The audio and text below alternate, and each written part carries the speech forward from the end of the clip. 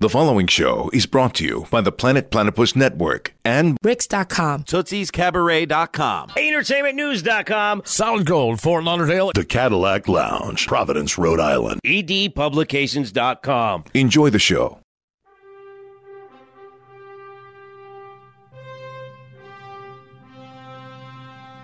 Welcome back to another exciting episode of Geek Talk Radio. Here's the rundown on what we're doing today on Episode 2, Friday, June 14th. Special guest in studio today, the Undercover Unit of Miami. It's a live video game experience. Wait till you hear about this. We'll talk to Tony and Jen, the owners who put this entire idea together, and we'll also get a chance to speak with the actors like Danny Gonzalez, who take this concept and make it into a full-scale reality experience. The Man of Steel hits theaters today, so in honor of the world's first comic book superhero, who has paved the way for the last 70 years, today's Nerd Final Exam is all about Superman. 15 questions with our in-studio guests as they try to win for superhero porn. So don't miss that. What would you do for a $1,000 1966 replica Batman cowl? I'll answer that question for you as I enter my 60-day ridiculous commitment. Also, the latest scoop on geek news, everything happening in the world of geek, plus Geek Talk Radio, Easter eggs, secrets, and spoilers. The Amazing Spider-Man 2, we have 4 of the Sinister Six, and the Man of Steel 2 gets greenlit. All of this and much more coming up on the second episode. Geek Talk Radio is on the air.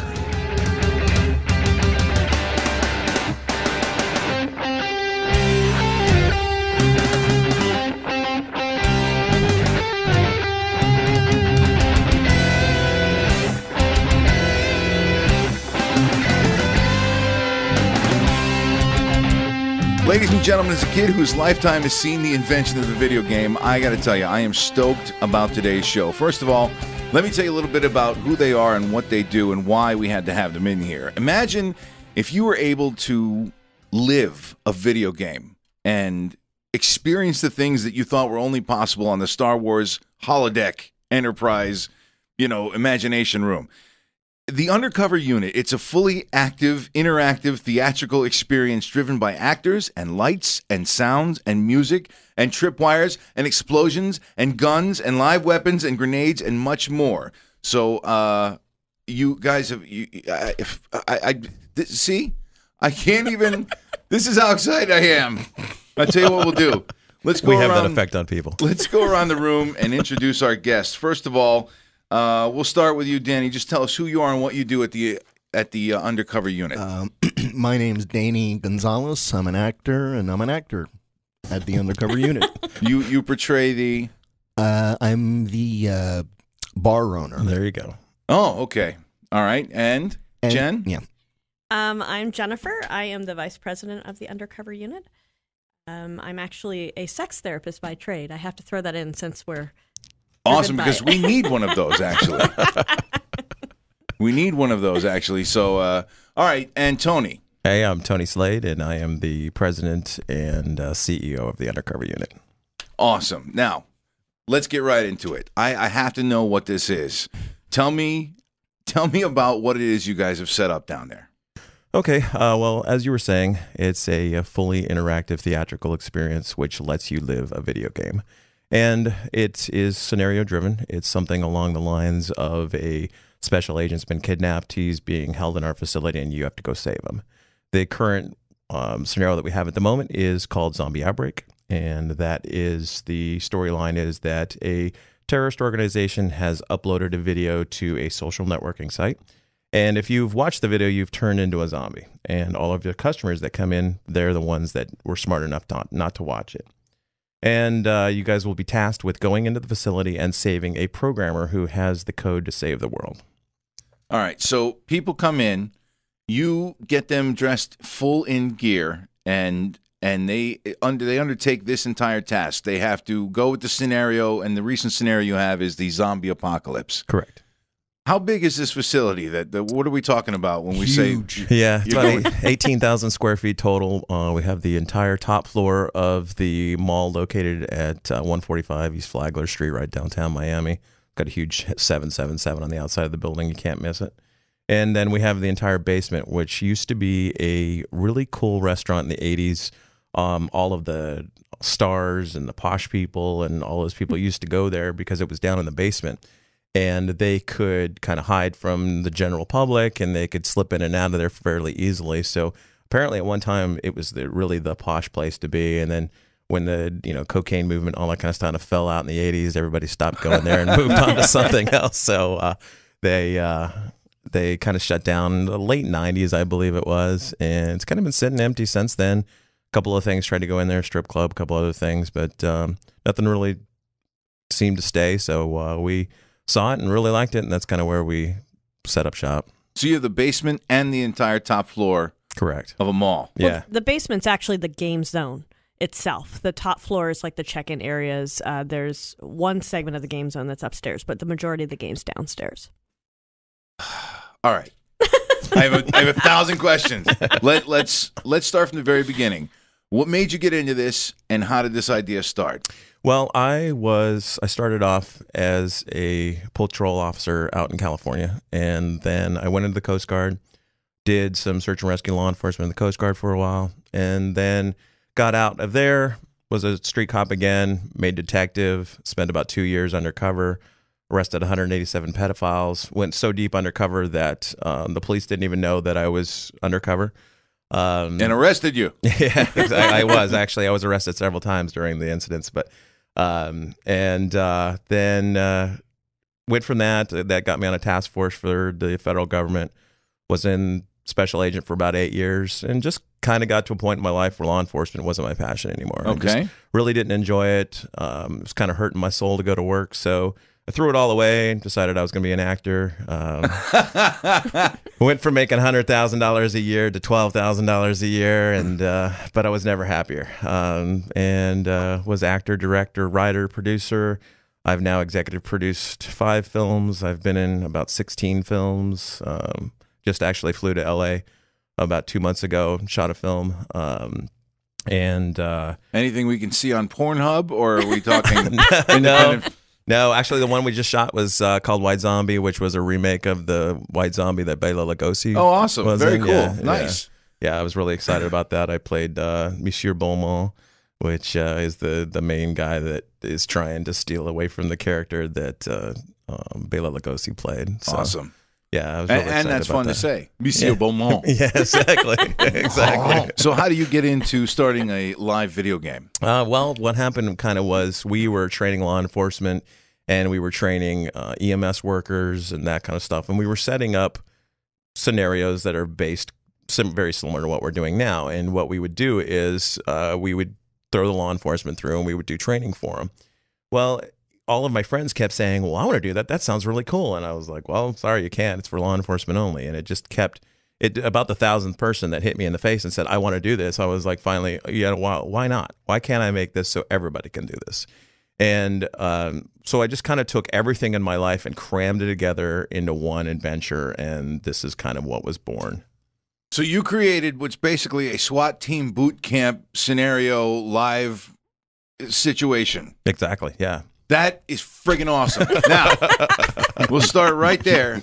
Now, if you add on to if you put genres on top of this, that is just genius. What other kind of, like right now you said you've got the zombie apocalypse scenario playing. Yeah. What other scenarios have you done, and what kind of scenarios do you have planned yet for the future? Well, the thing that we had done before this was we did a mass casualty incident.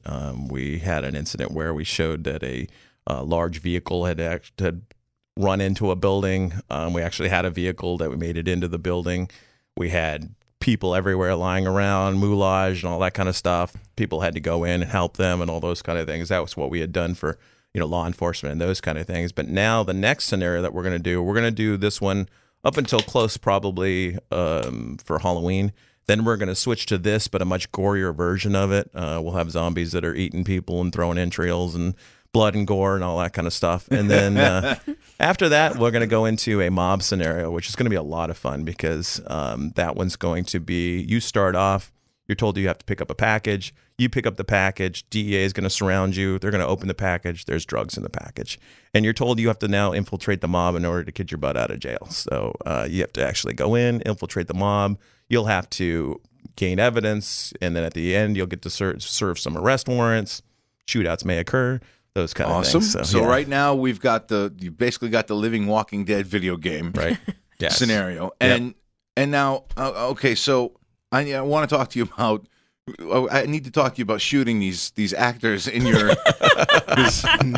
This is incredible to me. So why don't we start with telling me, what do you mean live weapons? What kind of weapons do you guys have there? What we're using airsoft weapons. Describe to someone who may not know what an airsoft weapon is. If you've ever shot paintball, it's very similar to paintball, but paintball shoots at about 16 joules of energy. These shoot at a 0.08 joules of energy, so it's about 16 times less than what a paintball hits you at. That's awesome, because when this studio is full, there's only 16 joules worth of energy in it, too. A joule, I'm taking it, is a measurement of pressure upon impact, correct? Right. All And for the weapons that we use, it's equivalent to dropping an apple from about 8 inches to the ground. That's about the force that it hits you with. All right. Okay. So can it hurt you like a real firearm? Like, in other words, sometimes you shoot paintballs, people leave with these, big bloody bruises. If you were to shoot blanks, sometimes blanks can pop an eardrum. Can these airsoft weapons hurt anybody if they're discharged in an improper fashion? Well, anything that you do can hurt somebody if you do it improperly. If you took this thing and you put it up to somebody's face and you shot them in the eye, it would probably take an eye out. If you shot them at super close range, it probably will break skin. But we make sure that we have ranges where you can and cannot shoot people. We have safety gear to make sure that those things don't happen. We give you earplugs for the grenades, like all of those kind of things. So, The grenades are loud, man. Oh, yes, they are. Really loud. They are wonderful, wonderful toys. Let's go right to that topic right there. What is an airsoft grenade? Well, what these are is they're powered by CO2. And what they basically do is they release CO2 into a canister. The canister expands until it explodes. And it's just air. You can hold it in your hand. It's not going to hurt you. Obviously, we want you to throw the grenades. But if you accidentally don't get rid of it, it's not going to take off a hand. It's not going to take off a finger. It's just very, very loud. Wow. It's like popping a balloon, but a super powerful balloon. It's like boom. Danny, I was going to save your part for later, but I can't take in all this information and not stop and ask you, as an actor in the scenario, how do you allow? How do you stay in character with all this going around you? Well, it's pretty easy because my part, one of the things I really like about this game is that it builds. It starts off and, things happen and it builds into this crescendo of just a great. Which is what a regular video game is like right now. Exactly. That's what one of the zombies, my fellow actors, because I'm not really a gamer, but they said that this is like a linear game. Yeah. It's like a movie. It's like it's happening in the moment. Yeah, and that's pretty much what they're selling you with all the newest games anyway. Yeah. So fucking magic idea, by the way, Tony. Thank you. Back to you. All right, now are the people who are the team that you allow? Let's call them. I mean, I want to call them the audience. I'm not sure what you call them, but so it's the team that comes in to play the game. Are they shooting at actors? They are. Yeah. They will. How do we make that happen? Not me though. Yes. Because I got a big gun. Yes. His gun is mammoth. How is it? And the thing he carries is big too. Thank you, Tony. Thank you. Now, Danny, you're not only an accomplished comedian, improv comedian, stand-up comedian, and stage actor, and as we'll tell the people listening, that it's one thing to stay in character while you're on stage. It's another beast altogether to try to stay in character when you're amongst your audience. And it's another thing even yet to stay in character while you're amongst your audience and they're fucking firing shit at you.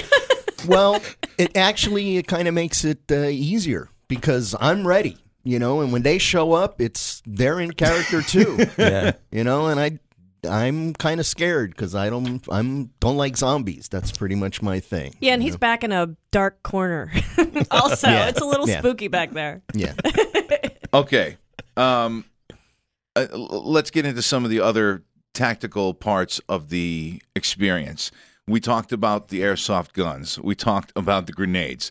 I also see on your website that there are tripwires. What is it? Yes. What is a tripwire scenario in your game? Well, I won't give away when or where because obviously they're supposed to scare you. But I'm just curious as to what they are. Like, obviously, we're talking about non-harmful versions of the things that we have mentally pictured in our head. So tell me about the safe version of the tripwire and how it affects the gameplay. Basically, what it is we have several areas that are within the game zone where we have taken spider wire or Masika wire, which is basically wire used by magicians, and we've put it into the game zone and we've attached it to some of the grenades. So if you were to trip the tripwire, it would pull the pin on the grenade and the grenade will go off. Oops. So the tripwires themselves can't hurt people because I would imagine you've got your team in a ridiculous amount of safety gear, yeah? Yeah. Including eye protection, helmet, and all that stuff. Yeah, definitely. Everybody looks like a SWAT team when they're going into it. And now we'll get to whether or not you guys provide that. We'll talk about that in a minute. But what is the visual, like how well can they see in that equipment? Well, what we've done is we've taken the same airsoft goggles that they use for the combat teams and those kind of things. So they're very well ventilated and you have a very good field of view. And then the helmets, they stop at about your forehead level, so you're not going to have any real blockage of your view in those areas either. And then we do what's called a lower fourth mask, which basically covers your mouth and your nose. You look like Hannibal Lecter. Okay. The actors, how about them? Because as I'm thinking zombie apocalypse, I'm thinking guys who have a lot of makeup on their face and they're walking around with one eye open, their mouth open, and going, what is to stop someone from shooting an airsoft BB right down their throat? Well, one of the things that we've created in this is that on all zombie movies, they always have addressed the outbreak from about 2 or 3 years later. Which means that their face is already rotting. They've already started to lose some teeth. They're already to the point where they're cannibals. They're already starting to eat each other. All of those things have kind of come into play. Whereas we're addressing the moment of infection. So this is the actual second that the infection starts. So the zombies look like everybody else, which is one of the good and bad things about it is that you have no idea which ones are zombies. But one of the things, they're not walking like zombies just yet? Not just yet, because it just happened. So some of them might be saying words, but the words don't make any sense, or they may be standing, banging their head against a wall, or they might be trying to drink, but they're missing their face, or any of those kind of things. So I have a friend named John Harden that would be perfect for that part. If that part ever comes open, you call me. All right. But the thing, though, that we had to do, though, is obviously, as you said, we have to keep our actors safe. So what we came up with the Army of Two masks, which for game players, probably the minute you see it that you're going to know that it's an Army of Two mask. They're very creepy. They look scary. They really put you in the mood when you're down in the dark and you see that Army of Two mask coming at you. It's really creepy, but then it also protects my actors at the same time. Awesome. Okay. Something else, Bobby. We have big zombies, like Bobby-sized Gonzo zombies. Really? And we also have smaller zombies. And the small ones are the ones that creep me out. Because they're like these little kid zombies, and it's like, oh, get away from me! Are they kids or are they small people? They're small people. Small people. Not little people, but small people. All right, Danny, girls, young girls. In a scenario, in a run of gameplay, how many actors does it take to pull off this one show? That's, I guess Tony would know. I'd say we have 10 zombies. We have 4 main actors. We have a head zombie. We have a runner that resets all of the tripwires and all those kind of things.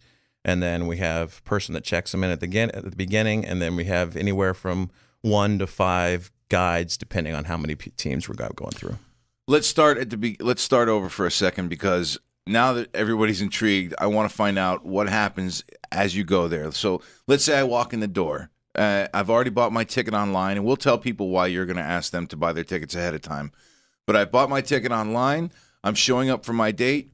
at the scenario, what happens as I walk through the door? One of the first things you'll do is you will check in probably with me. Jennifer. Yes. Hi, Jen. She's a sex therapist, by the way. Did you know that? Yes, she is. So how do you take these people and get them ready, combat ready?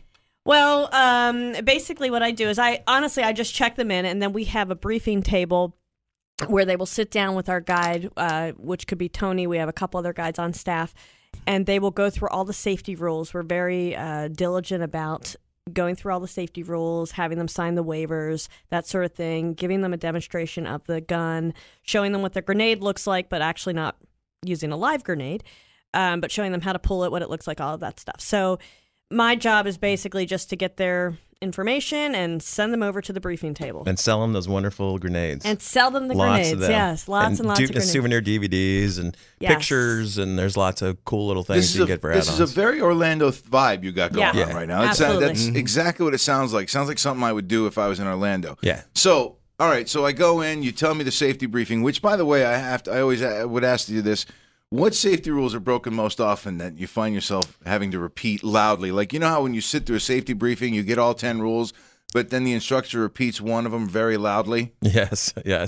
Well, the big ones that we highlight that we really want to make sure that people understand are that these weapons look exactly like real guns. The only difference, I mean, they feel that the weight is exactly like it, everything. They look exactly like a real weapon. So the only difference is that it has that pink tip that they've put on it.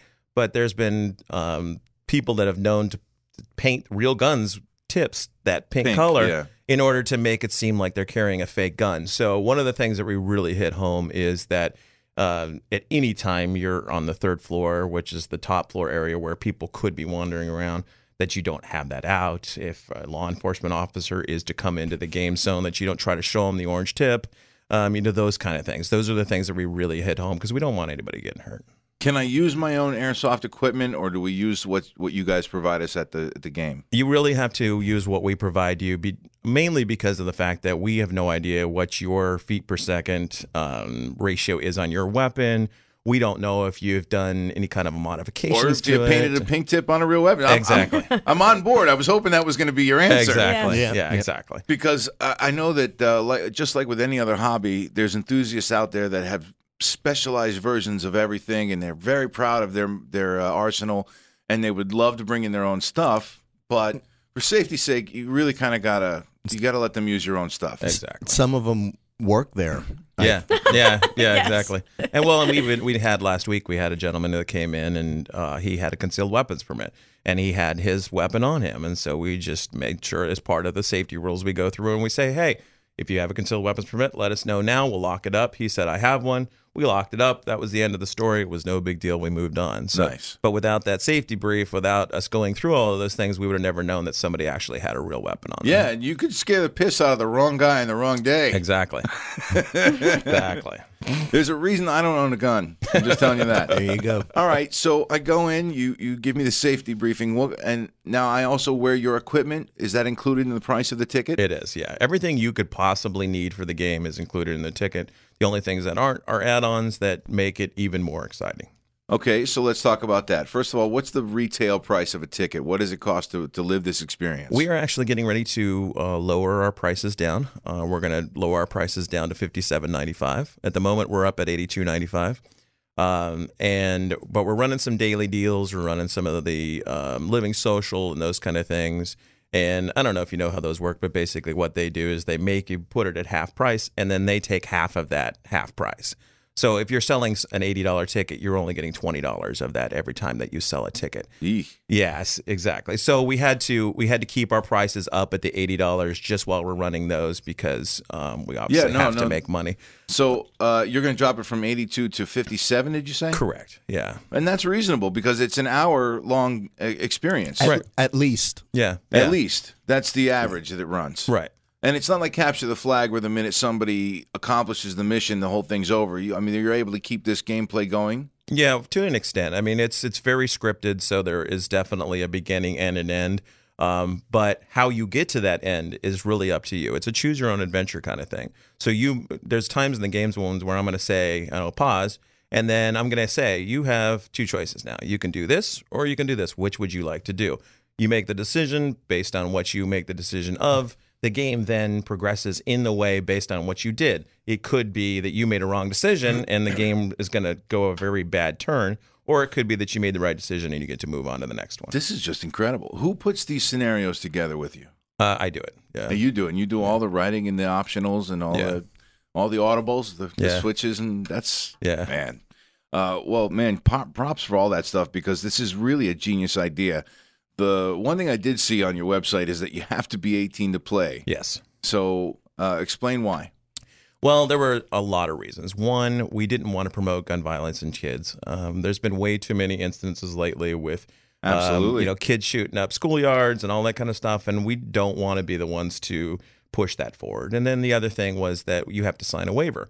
In order to sign that waiver, you have to be 18 years old. So then if you're not old enough to do it, somebody has to sign it for you. And we didn't want to run into situations where somebody brings in their brother and says, oh, this is my dad. He says it's okay. And then they get hurt and then we're liable. Or they forge the signature of their parents and they say, yeah, they signed it. Here it is. And then they get hurt and then we're liable. So there was a lot of reasons there. And then honestly, the insurance, it was a difference between $26,000 a year and $7,000 a year. Yeah, no doubt. No doubt. Yeah, Epstein's mom, right? Yo, she signed it right here, man. Is it a pretty common sense waiver? Or you guys actually get tagged with a lot of legalities where I might have to fill out a 33-page form when I get there? No, it's about 2 paragraphs long. It's very standard. It's pretty much any paintball place or anything that you ever go to. You've seen this form over and over and over again. Yeah, and I thought laser tag was incredible when it first came out. You know, this is it on steroids. Yeah.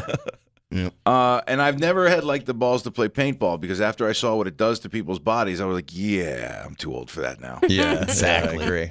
Like, I do want to play. I just don't want to get hit. Yeah. And if you hit me, I'll probably get angry and I'll be a bad sport and I'll quit. At least I'm honest. Yeah. What is the minimum or maximum number of people that can be in any scenario? We take teams of 6 through. So anything over 6, you're going to be split up into another team. We can have one person come in, but usually you'll be put with somebody else within the teams because we really need to have at least 4 people to run the team for it to make sense for all of us. Right. So, but buying online, I don't have to worry about having 5 other people with me just to sign up, right? No, not at all. Awesome. Yeah, if you come in alone, we'll put you with some other teams.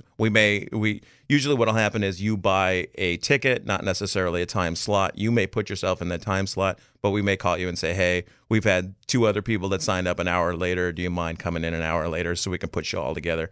It's going to be a lot more fun if you come through with a bunch of people anyways. Absolutely. Yeah. No, that when we were talking about this, we were like, we all have to do this. Yeah. Because any one of us going to do it and coming back to tell you, it wouldn't be right. All right. Now, in some of these hobby experiences, I notice that a lot of times there's a big conflict of expertise level. Yeah. And that, again, every hobby in the world has that same thing. You know, whether you're a guy who shoots guns or you're a kid who builds helicopters and flies them at the park. Right. There's always that extreme effing obsessive jerk off with the $1,000 version of whatever you know what I mean? Yeah. So how does that work out when you're taking strangers and mixing them together in a scenario like this? Well, I think one of the biggest things is that we have the guide. And the guide really makes sure that everybody has a good time no matter what your level is. You can be that. You can be somebody from SEAL Team 6 and you're the one that killed bin Laden and you can come into our facility. You're still going to do the same exact tactical things that the guy standing behind you is going to do that has no idea from anything. So one of the people on the team is you guys when you say guide? Yeah. Oh, that exactly. makes sense. Yeah. Okay. Yeah, we're leading the team.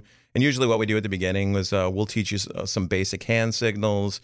We'll do some of the stop and look at what I'm looking at and those kind of things because you don't want to talk in the game zone. It's not tactical. So we'll teach you some hand signals and we'll teach you how to walk in formation and how to walk in a formation where you're not going to shoot your partner in the back of the head, those kind of things. So I may say that Tony is indeed stealth. I hear the other guides, but I don't hear him. So I'm ready for him. And how is the set up? How is it? Like, tell me about. You're there all the time, and I'm sure you're there when the lights are on. But okay, when the lights are off, because it says on the website here, you guys use lasers, you use everything, you use all kinds of lighting. So what's it like? Well, like I said, it builds. Like the thing is that the team goes down the elevator. And once you go down the elevator, you're in the basement, you're in the game zone. Okay. And like I said, it builds. The elevator opens, you don't really see that much. I'm not going to tell you too much, but then things start happening, and as things start happening. You know how it is, Bobby. Damn it! Now I'm gonna have to go anyway. But it's very dark except for some very light theatrical lights. Honestly, I mean, you can see, but it's still really, really creepy. Why do you want people to purchase their tickets ahead of time? I get it, but let them know just so that they. Well, one of the biggest things is that we base our crew and our actors and our lights and all of those kind of things on those ticket sales. It doesn't make sense for us to, especially where we are, because we're inside of a mall and there's no real signage that says that we're there. People aren't going to be walking by and say, "Oh, this is cool, let's go do this." So it doesn't make any sense for me to pay actors to sit for 8 hours not knowing whether or not somebody's going to show up. Right. So if you purchase your tickets ahead of time, then obviously we know a team is coming. We'll bring the actors in for that time period, and then we'll send them home. And do you do specific parties of people? Like if we wanted to bring in the entire radio studio full of people? Yeah, we do. We set up a lot of things. We actually just started doing some corporate team building kind of things, and so things along those lines.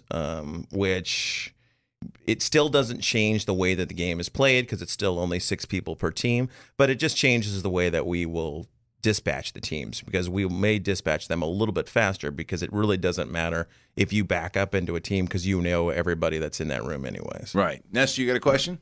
Yeah. Hey, Tony, this is Nestor, the producer.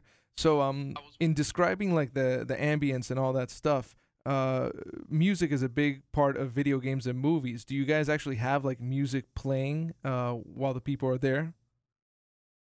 Yeah, actually what we did was we hired a gentleman called Todd Mackey who has done a ton of movies, and he actually does full orchestra scores for movies. And he normally gets paid top dollar to do these things, and he graciously did our thing for bare bones minimum, nowhere close to what his normal thing is. And he actually created a score for the entire adventure. That's awesome. So as you go through it, there's actually music that's timed to what you're doing. And it's actually timed to the script, and he actually created it for the mood of that moment. I told him, like, okay, this is what's going to happen. This is what the lights look like. This is what the actor is going to be saying. This is where they're going to walk in. This is what they're going to do. Create me something. And he just made magic. It's Holy absolutely shit. amazing. Yeah. We have to take the whole network over. We have to take the whole network. What days of the week are you guys in operation? We're there every day. We're there 7 days a week. During the weekdays, we're there 2 to 10. Weekends, we're there 2 to 11. So we can book a scenario for any day of the week? Yeah. Awesome. Usually you get to this part and they're like, and we're only there Tuesdays at 3 p.m. Right. The third Thursday of the month if the moon is right. Right. So that's incredible. You guys are incredibly accessible. You have obviously thought out every detail. And the one thing I wanted to get to before I tell everybody where to find you, you mentioned that everything is included that you need to play the game and the cost of the ticket price. But you sell extras. Now, with the grenades and things like that, is that what you mean when you say extras? Yeah, there's we have grenades, we have souvenir DVDs where we actually have cameras in the game zone that'll tape you doing your thing. We have an editor on site. The editor will edit you together a cool little video to take home with you. We have the 3D photographs that you see usually at Disney and those kind of things. They come in. They throw up a green screen. They take a picture of you as you're walking into it in your gear. They throw in a 3D zombie background. A zombie's eating you. You can purchase that if you'd like. We have chem lights. We eventually, in the next scenario, we're going to have mines where you can actually set up a mine. And so there's all sorts of cool stuff that you can buy to enhance your adventure. I wanted to say, Bobby, that sometimes some of these people, they're gamers, and they are gung-ho when they get down there. And there was a guy there last week. He just couldn't wait to get his hands on a gun.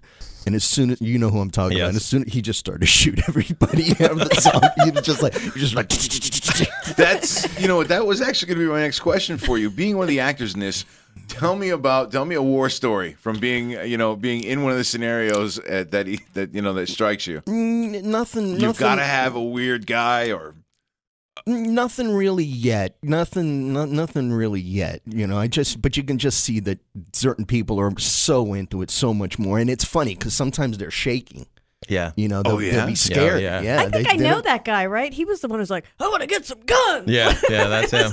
Has anybody pulled the chicken wire and quit like mid game at all? Not yet. Nobody's pulled nobody's pulled the eject button yet. Oh. Is it now? Do you tell them that you offer that as an option? Yeah, well, some of the things that they have you use codes. One of which is out of role, and that basically just takes you completely out of the role of the game. And then if there's an emergency or something along those lines, but you can also use that as the eject button. And then you can save yourself, all sorts of stuff. If I get hurt, I don't know if I'm going to be using any code. I'll be like, fucking quit! Fucking stop it! That is the other thing you didn't mention was the save points. It's very key. You can save yourself 2 times in the game zone. That way, if you end up getting eaten, you don't have to go the whole way back to the beginning. Because if you would get eaten and hadn't saved yourself, you have to go the whole way back to the beginning like you do in an actual video game. Awesome! Yeah, exactly. And it also helps if you're a smart team. Yeah. Yes. We had a team that, what happened to you? You got eaten, Tony? Because Yes. I remember you said, I can't help you anymore. And they were like, you can't help us anymore? Yeah, they made the wrong decision. I was like, well, guys, unfortunately, from this point on, I can't do one thing for you because I've gotten eaten. How about any of the actors? Do you have any over-the-top actors who are just really extreme at what they do? A little frightening? Well, like I said, the little ones creep me out. The little zombies creep me out. But there's a couple of the big guys. Yeah. They just got some things they do and sounds they make, and there's like a chortle and a bird call or what. It's just creepy, man. Yeah, we have one too that by now, if you've seen any of our pictures, you've seen the picture of this guy. And he's the one that every single time that people go through, they're like, I hate that guy. He scared the shit out of me. Right. And he's this guy that drags an axe down the hallway, and it's just so creepy because it's towards the beginning of the game, and then one of the things that we tell people is that if you don't move, the zombies can't see you. So when you're going through the game zone, all of a sudden here comes this guy with an axe, and you have to stop and not move an inch. And he's coming up to you, and he's less than a half an inch from your face looking at you. It's just really creepy because your first thing is to run or to move or to hide behind somebody or whatever, and you can't move an inch. So it really makes it scary. How do you measure that somebody's been bitten, eaten, whatever? The zombie touches you? It's 2 hands, yeah. If a zombie gets 2 hands on you, then you've been bitten, and you've got to go back to the whatever your spot was. Unless he's a zombie with a pickaxe. Yes. All right. Well, if you guys listening would like to get in on the Undercover Unit experience, all you have to do is check out their website at theundercoverunit.com. It couldn't be any simpler. They're located here in Miami at 145 East Flagler Street. They've got that at that 777 International Mall, which you can't miss. It's got the big 777 on it. They're on the 3rd floor. It's in Miami. Their phone number is 786-221-0013. And if you want answers to any of these questions and any others, I would check out the website because they do have a page that explains the game, that explains the weapons you'll be using, that explains all the questions we went over here on the show, and the information on tickets and everything else. That's www.theundercoverunit.com. Tony, Just Jen. Make sure that you go to the computer instead of your phone. If you look at it on the phone, it's very, very limited. Yeah, we have that same problem, man. Plus, it's slower. Yeah.